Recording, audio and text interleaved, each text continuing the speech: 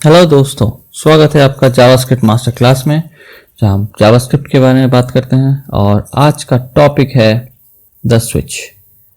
तो चलिए स्टार्ट करते हैं। The switch statement, it can replace multiple if checks.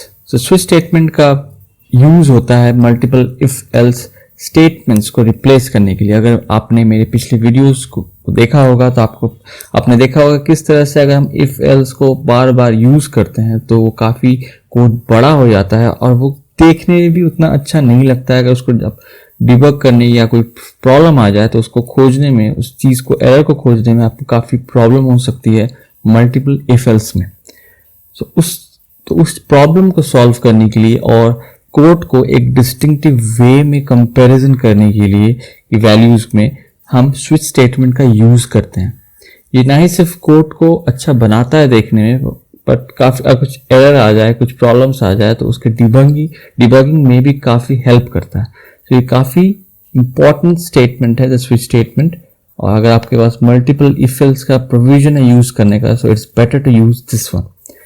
तो चलिए इसके सिंटेक्स को देख लेते हैं before moving on for coding part. The syntax of switch.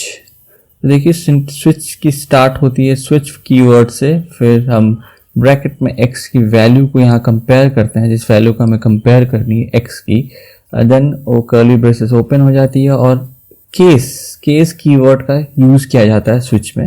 जैसे यहाँ देखिए केस वैल्यू 1, इट मीन्स अगर वैल्यू 1 है तो। अगर इसका करस्पॉन्डिंग इफ एल्स में हम देखें तो इफ अगर लिखना होगा तो वो हम ऐसे लिखेंगे, if x is strictly equals to value 1। ठीक है, सो यहाँ पे हम देख सकते हैं कि if x is strictly equal to value 1 की इक्वलेंट स्विच में किस तरह से हम लिख सकते हैं, केस वैल्यू 1 फिर कोलन। राइट, ये कमेंट है तो ये इसका पार्ट नहीं है, सिर्फ मैं आपको दिखाने के लिए दिखा रहा हूँ कि किस तरह से केस का यूज होता है। तो केस वैल्यू 1 कोलन, उसके बाद the dot dot represents the code, जो कोड हम इसमें लिखना चाहते हैं। एंड एक ऑप्शनल चीज होती है वो है ब्रेक, इसलिए हमने इसको इस तरह से ब्रैकेट में लिखा है। ब्रेक का मतलब होता है कि कोड रन करने के बाद जैसे ही आप उसको ब्रेक दिखेगा वो इस स्विच से बाहर आ जाएगा। इसका मतलब है कि सिर्फ केस वैल्यू 1 के अंडर जो कोड है वही रन करेगा। ओके, इसके बारे में डिटेल्स में मैं कोड में आपको दिखा दूंगा, कोड लिखकर। सो अभी चलते हैं कि इसी तरह से केस वैल्यू 2, मतलब अगर वैल्यू 2 हुई तो क्या कोड रन करना है। और फिर अगेन ऑप्शनल ब्रेक, आप दे भी सकते हैं, नहीं भी दे सकते हैं, दोनों की मेरिट्स एंड डीमेरिट्स हैं, वो भी हम डिस्कस करेंगे आगे इस लेक्चर में। सो देखिए स्विच के अंडर इंटर होते ही केस वैल्यू 1 से कंपैरिजन की जाती है x की। अगर वो मिल जाता है तो उसके कोड को रन किया जाता है, फिर उससे ब्रेक हो जाता है अगर आप प्रिपेयर करते हो। फिर केस 2 के साथ उसको कंपेयर किया जाता है, अगर वो उसके साथ वैल्यू मैच हो जाती है तो यहाँ पे उस कोड को रन किया जाता है और वो फिर ब्रेक हो जाता है। इसी तरह से हम n नंबर ऑफ वैल्यूज दे सकते हैं, जितना आप जिस तरह की वैल्यूज में वो ले सकता है वो हम यहाँ देते हैं। इस तरह से एक इम्पॉर्टेंट कंसेप्ट इसमें होता है डिफ़ॉल्ट का। डिफ़ॉल्ट कहता है कि अगर कोई भी वैल्यू मैच नहीं करती है x से जो आपने प्रोवाइड की है, तो हम एक डिफ़ॉल्ट देते हैं जो कि वो ऑटोमेटिकली उसको रन करवा देता है, ताकि जब कोई भी वैल्यू मैच नहीं होती है तभी डिफ़ॉल्ट रन करता है। उसके बाद कोड को हम यहाँ पे एंड कर देते हैं विद ब्रैकेट, कर्ली ब्रेसेस को एंड करके। सो ये है basic syntax of switch. Switch के अंदर एंटर करते ही वैल्यू 1 के साथ कंपैरिजन हुआ, अगर वैल्यू मिल गई तो फिर कोड, उसके अंदर जो कोड है वो रन हो गया एंड देन ब्रेक होकर स्विच से बाहर आ गया। मैच नहीं करता है तो वैल्यू 2 के साथ मैच किया जाता है, और जब तक उसका मैच नहीं होती तब तक कंपेयर किया जाता है। अगर कोई भी वैल्यू मैच नहीं करती है देन डिफ़ॉल्ट के अंदर जो कोड है उसे रन किया जाता है। सो ये सिंटेक्स है। अगर आपको समझ में नहीं आया तो इस वीडियो को पॉज कीजिए, बैक करके फिर से देखिए, क्योंकि ये काफ़ी इंपॉर्टेंट सिंटेक्स है। किसी भी कोडिंग में सिंटेक्स को समझना काफ़ी इंपॉर्टेंट है। चलिए इसी सिंटेक्स के रिलेटेड कुछ और पॉइंट्स हम देख लेते हैं। पहला पॉइंट है value of x is checked for strict equality to a value from first case then to second case and so on. इसका मतलब है कि जो x की वैल्यू है उसे स्ट्रिक्टली चेक किया जाता है ऑल द केस वैल्यूज, जो केस वैल्यू 1 हमने देखा, केस वैल्यू 2 देखा, तो स्ट्रिक्टली चेक की जाती है, नॉट लूजली। जावास्क्रिप्ट में हमने वेरिएबल्स में देखा है कि स्ट्रिक्ट कंपैरिजन क्या होता है, वीक कंपैरिजन क्या होता है, तो स्ट्रिक्टली चेक हो जाती है फर्स्ट इन ऑर्डर में, first value, second value, third value, और जहां मैच होती है उसको रन किया जाता है उसके अंदर जो कोड है। Okay, next is if equality is found, switch starts to execute the code starting from the corresponding case until the nearest break or until end of switch। इसका मतलब यह है कि इक्वालिटी जैसे ही मिलती है, जैसे ही केस की वैल्यू और एक्स की वैल्यू मैच हो जाती है, देन व्हाट हैपेंस इज कि वो कोड, उसके अंदर जो कोड है वो रन करना स्टार्ट कर जाता है। ओके, रन तो कर दिया, उसके बाद उस कोड से बाहर निकलने के लिए दो ऑप्शन है, या तो आप ब्रेक वहां लगा दीजिए तो उसको पता चल जाएगा या यहाँ तक कोड एंड हो गया है, अब मुझे स्विच से बाहर जाना है, अदरवाइज वो चलता जाएगा और जितने भी केसेस है सबके कोड रन करते हुए लास्ट में जब स्विच ऑटोमेटिक खत्म होगा वहां जाके वो रुकेगा। ठीक है, इसके भी एग्जांपल मैं आपको दिखा दूंगा कोडिंग में कि ये क्या एक प्रॉब्लम हो सकती है, जो स्विच की जब इनिशियली हम स्टार्ट करते हैं तो ये एक प्रॉब्लम होती है, तो काफ़ी इंपॉर्टेंट है इसे एड्रेस करना। Next is if no case is matched, the default code is executed। अगर if it exists, इसका मतलब ये है कि अगर मैंने आपको बताया कि अगर कोई भी वैल्यू मैच नहीं करती है तो डिफ़ॉल्ट वैल्यू जो आपने दी है, प्रोवाइड कराई है, वो रन करना स्टार्ट कर देता है, प्रोवाइडेड कि अगर आपने डिफ़ॉल्ट लिखा है। डिफ़ॉल्ट भी ऑप्शनल है, आप चाहे तो वो नहीं लिख सकते हैं, कोई प्रॉब्लम नहीं है, मगर अगर आपने लिखा है तो कोई वैल्यू अगर मैच नहीं करती है तो डिफ़ॉल्ट ऑटोमेटिकली रन करना स्टार्ट कर देता है। ओके, तो ये हुआ सिंटेक्स ऑफ स्विच। चलिए अब इसके कोडिंग सेक्शंस को देख लेते हैं। सब कोडिंग स्टार्ट करते हैं और हमारा पहला कोड होगा switch_1.html, जिसमें हम बेसिक स्विच के बारे में देखेंगे। चलिए स्टार्ट करते हैं।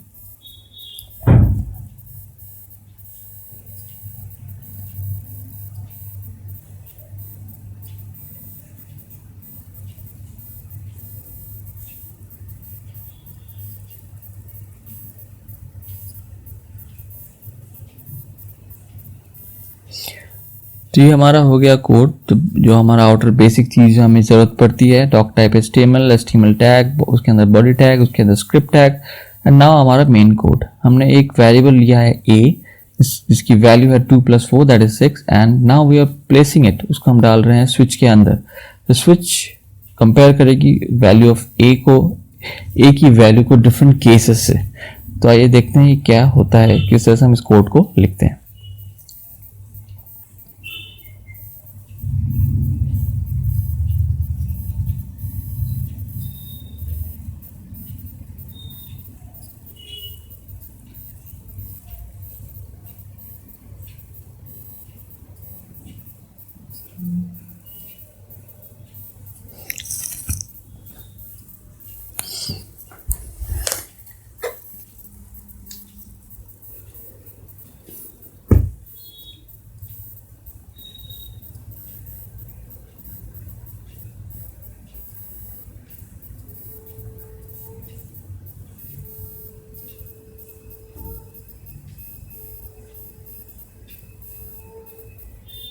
तो यहाँ मैंने दो केस लिया है a के लिए।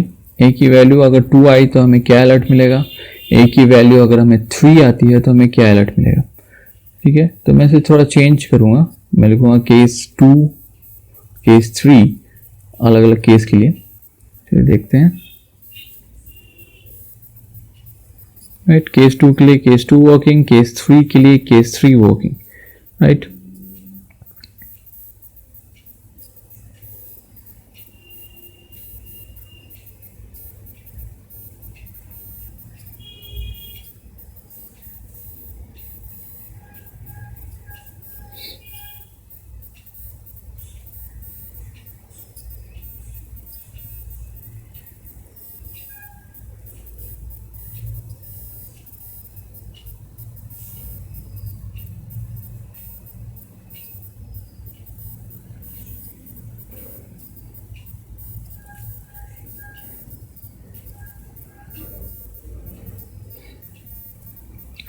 नाउ केस 6 मैंने लिखा है, केस 6 जो है वो की ओरिजिनल वैल्यू देगी, तो उसके लिए अलर्ट आएगा केस 6 वर्किंग। फिर डिफॉल्ट सेक्शन मैंने ऐड किया है, अलर्ट नथिंग्स वर्किंग।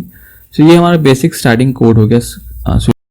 तो ये हमारा फाइल जो हमने पहली कोड लिखा है जो switch underscore 1.html। अब इसको मैं डबल क्लिक करूंगा, देखते हैं आउटपुट क्या आता है।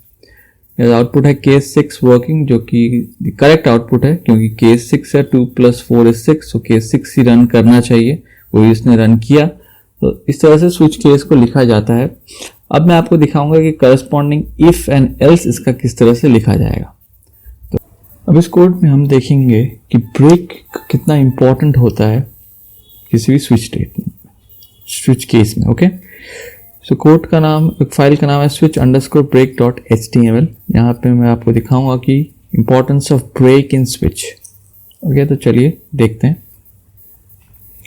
तो पहले HTML को कॉपी किया जो कि मैंने स्विच में फर्स्ट कोड में लिखा था, उसको पेस्ट किया। अब मेरा कंसेप्ट, मैं यहाँ क्या करने वाला हूँ कि हर एक ब्रेक को यहाँ से रिमूव कर दूंगा। ठीक है, सो कमेंट में डाल दिया working of switch without break, एक ही वैल्यू को डाल दिया 1 + 1 दैट इज 2। फिर क्योंकि मैं चाहता हूँ कि स्टार्टिंग से हम दिखे कि फर्स्ट केस अगर मीट कर जाए उसके बाद क्या क्या प्रॉब्लम होगी अगर ब्रेक ना रहे। ठीक है, सो जो ब्रेक जितना भी है सबको मैं रिमूव कर दूंगा।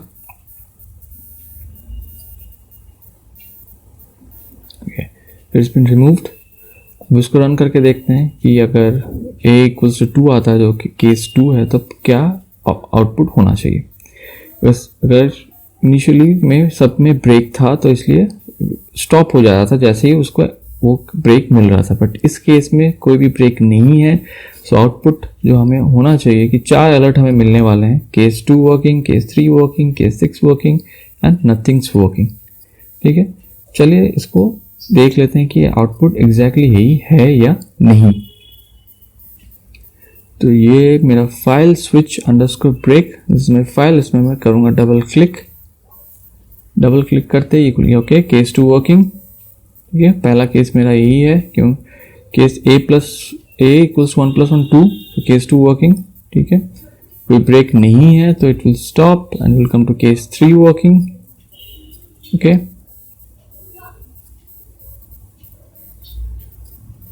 सिमिलरली केस 3 वर्किंग, ब्रेक नहीं है। फिर केस ओके क्लिक करते ही case 6 working which is our next alert and nothing's working जो डिफॉल्ट के अंदर है। सो 4 हमें अलर्ट्स मिल गए यहाँ पे।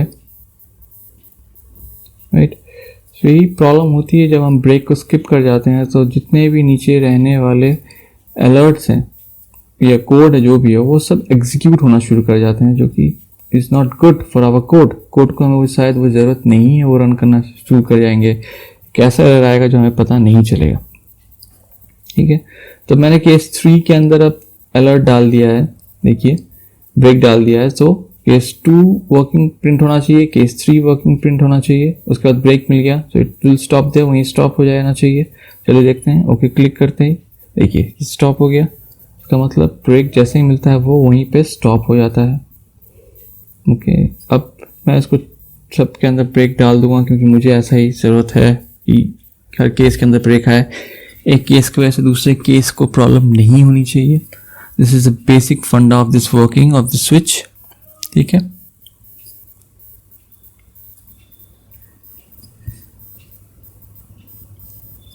तो अब फिर इसको रन करके देखते हैं। Case 2 working exactly, first output okay दबाते ही स्टॉप हो जाना चाहिए। या stopped means breaks are back, stop होके स्विच से बाहर आ जा रहा है। So this is very very important concept है। एरर्स काफ़ी इससे आते हैं, क्वेश्चंस अगर आप कोई पूछे एरर फाइंड करने की तो इससे काफ़ी आती है, जिसका ध्यान। चलिए देखते हैं अब हमारा नेक्स्ट कोड क्या है। इस कोड में हम करने वाले हैं कि डिफ़ॉल्ट का यूज़ मैं आपको दिखाऊंगा, इमरजेंसी ब्रेक ऑफ स्विच। सो इस फाइल का नाम है switch_default.html। चलिए इसको स्टार्ट करते हैं। फिर हमें वही करना है, मैं कॉपी कर लूँगा पिछले लिखे हुए HTML फाइल को, ताकि मुझे सिर्फ मेन काम में फोकस में कर सकूँ। चलिए इसको करते हैं कॉपी और पेस्ट करते हैं इसको switch_default में। राइट, जैसे मैंने कहा कि डिफ़ॉल्ट होता है काफ़ी इम्पॉर्टेंट कंसेप्ट। ये होता है आपके किसी भी अगर सब पैरामीटर जो आप सब केसेस फेल हो जाएं, तब डिफ़ॉल्ट खुद का कम्स इनटू पिक्चर, वो आता है और अपना काम करता है ताकि कोई भी प्रॉब्लम ना हो कोड में, या कुछ ऐसा कंडीशंस ना पैदा हो जाए कि जिससे कोड क्रैश कर जाए, सिस्टम क्रैश कर जाए। तो उससे बचाने के लिए डिफ़ॉल्ट काफ़ी इंपॉर्टेंट है।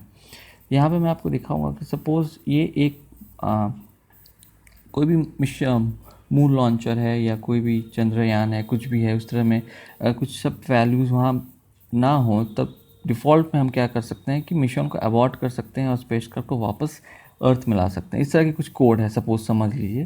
तो यहाँ पे ए की वैल्यू हो जाती है 1 + 6 7। तो उसके केस हमारे पास नहीं है, हमारे पास 2 है, 3 है, 6। तो ऐसे कुछ है पैरामीटर्स डिफाइंड है स्पेसक्राफ्ट के लिए कि 2 3 6 के लिए उसको बताया गया है कि ये आपका फंक्शन है। बट दूसरा कुछ भी वैल्यू आए, आप कुछ नहीं करेंगे, सीधे आप मिशन को अबॉर्ट करके वापस आ जाएंगे ताकि क्रैश ना हो, सिस्टम ख़राब ना हो। ओके, तो चलिए इसको रन करके देखते हैं। जैसे मैंने डिफ़ॉल्ट दिया, nothings working, mission abort, system और स्पेसक्राफ्ट है वो वापस आ गया। जस्ट इमेजिन कीजिए इस तरह से कुछ कोड है। ओके करेंगे, सिस्टम हमारे पास सेफली वापस आ गया। नाउ अब क्या होता है, जैसे मैं इस डिफ़ॉल्ट को मैं हटा देता हूँ, ठीक है, ये डिफ़ॉल्ट को मैं हटा देता हूँ, इसको कमेंट करके मैं इसको हटा सकते हैं। मैंने बताया कमेंट का इस्तेमाल होता है कुछ भी चीज़ को हटाने के लिए। ओके, सो अनवांटेड कोड को मैंने हटा दिया। अब मैंने कोई भी डिफ़ॉल्ट वैल्यू नहीं है, स्पेसक्राफ्ट को फिर से रन कराया गया, उसको वैल्यू नहीं मिली 2 3 या 6, वो अपना काम कंटिन्यू करता गया। हो सकता है आगे कुछ प्रॉब्लम आ जाए, इट कैन क्रैश, कुछ भी हो सकता है जिस तरह से प्रॉब्लम आ सकती है। तो इसलिए हम डिफ़ॉल्ट का यूज़ करते हैं कि प्रॉब्लम से अपने कोड को बचाने के लिए, अपने सिस्टम को बचाने के लिए, उसे क्रैश न करने देने के लिए। So default is very important, just like break, default का भी अपना ही एक अलग महत्व है। सो इसे सोच समझ कर इस्तेमाल करना चाहिए। ठीक है, चलिए ये से कोड भी हमारा हो गया। अब अगला चीज़ मैं जो मैं आपको बताना चाहता हूँ वो है, जो हमने देखा कि ए की वैल्यू को हम यूज़ कर रहे थे, केस में भी हम वैल्यूज़ यूज़ कर रहे थे जैसे 2 3 और 6। बट अगर मैं आपको बताऊं कि उसके अंदर एक्सप्रेशंस भी यूज़ किए जा सकते हैं, मगर कंडीशन है जो एक्सप्रेशन की वैल्यू इवैल्यूएट होती हो। चलिए देखते हैं किस तरह से इसको किया जा सकता है। फिर से एक हम कोड लिखेंगे जिसका नाम देंगे switch underscore case underscore expression. मैंने आपको बताया कि वो एक्सप्रेशन भी अंदर डाल सकते हैं .html। ओ सॉरी, मैं कोड लिखना भूल गया, so it will be code क्या फाइल नेम ना, ये हमारा फाइल खुल गया। फिर में हम क्या करेंगे, इसे कॉपी कर लेंगे ताकि हमारा टाइम सेव हो सके। पेस्ट करेंगे इसे यहाँ पे, कंट्रोल पेस्ट, राइट। सो अब हम बताएंगे कि working of switch and case expression. इसमें मैं बताऊंगा कि इस एक्सप्रेशन भी यूज़ हो सकती है, बट जिसकी वैल्यू इवैल्यूएट होती है, वो जो कि इवैल्यूएट होती है किसी वैल्यू में। जैसे यहाँ देखिए 1 + 6 इवैल्यूएट्स टू ए वैल्यू ऑफ 7। ठीक है, सो वो एक्सप्रेशन जिसकी इवैल्यूएशन ट्रू, वो एक वैल्यू दे रही है मुझे। सो a = 7, इसे पता चलता है। स्विच में डालेंगे, स्विच 7 चेक करेगा, case 2 case 3 case 6 default, it works. Now 1 + 1 को हमने डाल दिया सीधे स्विच के अंदर, तो यहीं पे वैल्यूएट होगी, यहाँ पे एक वैल्यू आएगी जिससे हम चेक करेंगे केस में। देखा मैं हम आपने कि किस तरह से मैंने एक्सप्रेशन डाल दिया। सिमिलरली केस में भी हम एक्सप्रेशन डाल सकते हैं। पहला एक्सप्रेशन क्या डाला, 2 - 1 दैट इज़ 1। सिमिलरली यहाँ पे हम अलग डाल देंगे expression 3 - 2 + 1 that is 2। Okay, case 6 के लिए भी हम एक्सप्रेशन डाल देंगे 5 - 2 इज़ 3। ठीक है, अलग अलग केस के लिए हमने अलग अलग एक्सप्रेशंस डाल दिए। डिफ़ॉल्ट में तो कुछ लिखने की ज़रूरत है नहीं। चलिए अब इसको रन करके देखते हैं क्या होनी चाहिए एक्सप्रेशन 1। तो केस पहला केस हमें रन करना चाहिए, case 2 working. So let's see कि यही एग्जांपल है कि नहीं। ऐसे मैंने सेव कर लिया। अब हम चलेंगे इसके फाइल की तरफ। फाइल है switch _ case _ expression HTML, sorry, double click किया, केस 2 वर्किंग, या क्लिक ओके। और हमने देखा कि किस तरह से एक्सप्रेशन का भी इस्तेमाल किया जा सकता है। ठीक है, तो यहाँ पे जिस तरह से 1 + 6 मैंने बताया वो 7 इवैल्यूएट होकर ए में स्टोर हो रहा था, यहाँ पे उसको हम स्टोर नहीं कर रहे हैं, डायरेक्टली यूज़ कर ले रहे हैं। सो ये एक तरीका है, यूज़ कर सकते हैं, but this is not recommended. आप वैल्यू को स्टोर कीजिए फिर उसको यूज़ कीजिए, ऐसी कोई प्रॉब्लम है नहीं, but another variation of using it depends on you and your situation. Okay, चलिए अब नेक्स्ट एग्जाम्पल देखते हैं, जिसमें हम क्या करेंगे कि हमने देखा कि अलग केसेस के लिए हमने अलग अलग कोड डिफाइन किया, बट इस एग्जाम्पल में हम देखेंगे कि 2 और मोर केसेस के लिए हमें सिर्फ एक ही कोड डिफाइन करना है। चलिए, code switch underscore case dot group, क्योंकि इसको केस ग्रुप भी कहते हैं, तो HTML से हम इसको स्टार्ट करते हैं। ये खुल गया हमारा फाइल, फिर वही हम करेंगे, इसे करेंगे कॉपी,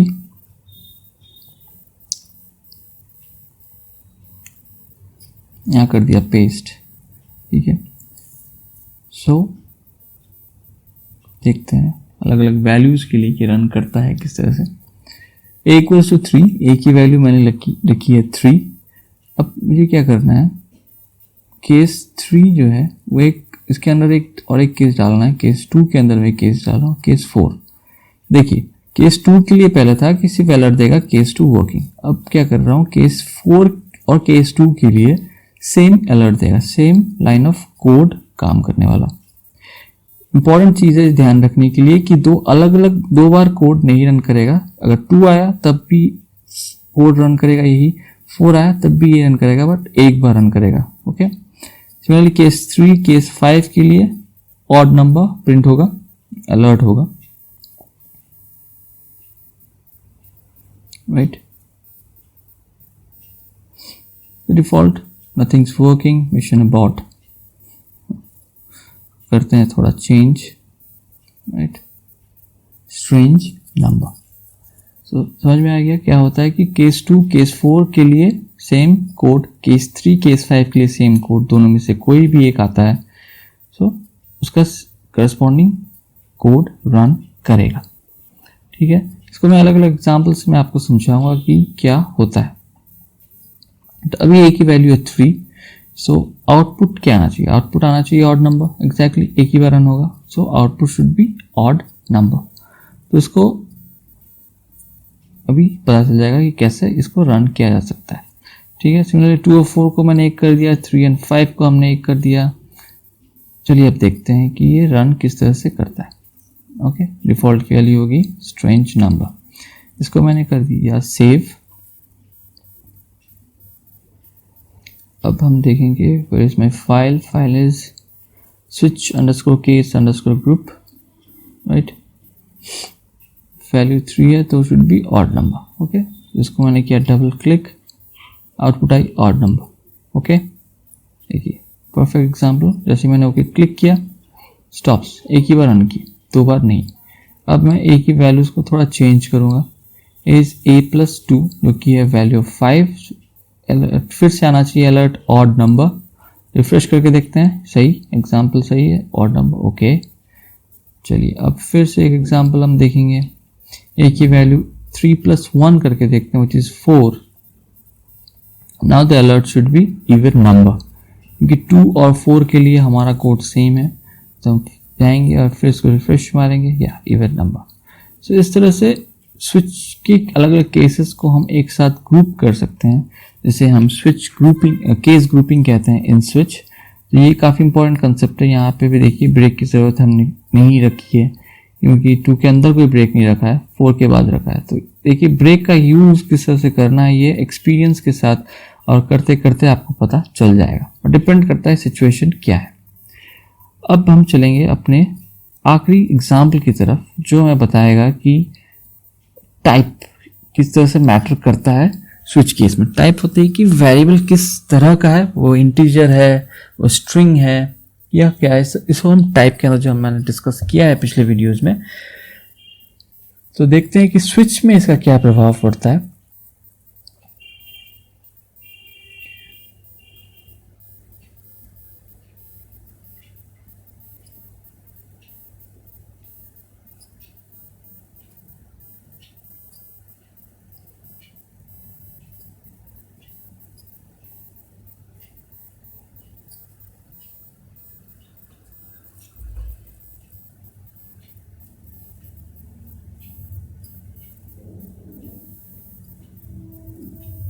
देखिए यहाँ पे मैं करने की कोशिश कर रहा हूँ कि मैंने ए की वैल्यू 1 ले ली है, ठीक है, तो यहाँ पे मैंने 2 केस रखा है, एक है 1 इन सिंगल कोट्स और सेकेंड है केस 1 विच इज नंबर। एक नंबर है सिंगल कोट्स के अंदर, जो 1 है वो एक स्ट्रिंग है। तो 2 अलग अलग टाइप के हैं, देखने में दोनों ही 1 लग रहे हैं, मगर पहला वाला स्ट्रिंग है, दूसरा वाला नंबर है। सो मैंने कहा कि स्विच के लिए ये भी इंपॉर्टेंट है कि टाइप क्या है वेरिएबल्स का। एक ही टाइप देखें, एक ही टाइप नंबर है, और जो केस अलग अलग है वो दोनों स्ट्रिंग है, सेकेंड वाला नंबर है। तो यहाँ पे मैं इसके अलर्ट को चेंज कर देता हूँ, यहाँ लिखता हूँ स्ट्रिंग केस वर्किंग, ताकि पता चलेगा कि स्ट्रिंग वर्क कर रहा है, और केस अगर नंबर 1 आता है तो it is number case working. Okay, एक ही वैल्यू, एक नंबर, एक ही टाइप जो है वो एक नंबर है। So case should work, case number 1 should working, not the string 1, the number 1, और अलर्ट आना चाहिए नंबर केस वर्किंग। ठीक है, तो ये टाइप की वैल्यू हमें टाइप का इंपॉर्टेंस बता रहा है स्विच पे। मैंने कहा था कि स्विच जो है स्ट्रिक्ट चेकिंग करता है, तो ये उसके अंदर आता है। चलिए, मेरा फाइल स्विच अंडरस्कोर टाइप, इसको मैंने किया double click, number case working, ये आ गया हमारा अलर्ट, जो कि सही अलर्ट है। तो ओके, अब जो हम करने वाले हैं वो चेंज कर देंगे ए के टाइप को, ए को आप कर देंगे स्ट्रिंग 1। ठीक है, सिंगल कमेंट्स यूज करके, सिंगल कोट्स यूज करके मैंने कर दिया। तो अब आना चाहिए स्विच स्ट्रिंग केस वर्किंग, जो कि सही है, आउटपुट है। तो आपने देख लिया कि टाइप भी इंपॉर्टेंट है, तो इस यहाँ पे भी कहीं ना कहीं स्टूडेंट फंसता है, उसमें एरर आती है। तो ये चीज़ का ध्यान भी रखें कि स्ट्रिक्ट चेकिंग होती है स्विच में। ठीक है, तो ये हमारे कुछ एग्जांपल्स हो गए कोडिंग्स के, होप ये आपको समझ में आए होंगे। तो हमने क्या क्या डिस्कस कर लिया वो देख लेते हैं। पहले हमने डिस्कस किया basic switch with break, default सब इंटैक्ट के साथ। फिर मैंने देखा कोड लिखा कि किस तरह से उसका corresponding if and else work करता है। फिर हमने देखा कि ब्रेक का इंपॉर्टेंस क्या है, ब्रेक ना हो तो क्या प्रॉब्लम हो सकती है, और ब्रेक जब लगाया जाता है तब उसका यूज़ कहाँ है, क्या है।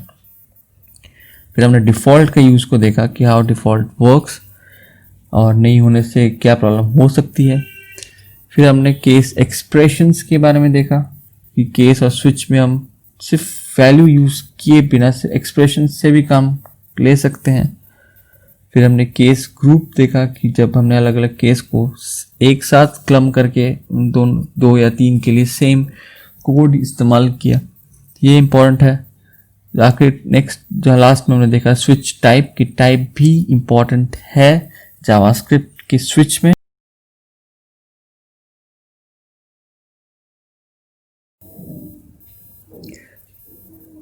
बिफोर एंड करने से पहले मैं चाहता हूं कि आप एक छोटा सा टास्क करें। अब मैं आपको एक कोड दूंगा, उस कोड को आपको इफ एल्स में रीराइट करना है, राइट। ये है वो कोड स्विच में, राइट। देखिए, टास्क कहता है कि स्विच एक नंबर लेना है। अब केस है केस 2, केस 4 और केस 6 के लिए वो अलर्ट देगा even number below 8 there will be break. Then case 3, case 5 के लिए अलर्ट देगा it is an odd number below 8 और ब्रेक, और डिफॉल्ट वैल्यू में अलर्ट देगा नॉट अ नंबर। सो ये एक छोटा सा कोड है जिसे आपको इफ एल्स में लिखना है, और इसे आप रन कराइए, देखिए सक्सेसफुल हो रहा है कि नहीं। अगर सक्सेसफुल है, प्लीज़ कमेंट सेक्शन में आके उस कोड को लिखिए और दिखाइए कि आपने कितनी बेहतरीन तरीके से उसे लिखा है। छोटा सा टास्क है, hardly it will take 10 minutes, 5 से 10 मिनट लगेंगे इसको लिखने में। प्लीज़ जाइए, ट्राई कीजिए, लिखिए। ओके, अगर आपको ये वीडियो पसंद आया है तो प्लीज़ लाइक करें, सब्सक्राइब करें और शेयर करें, और प्लीज़ कोडिंग करते रहें क्योंकि coding is fun. Okay, thank you, bye.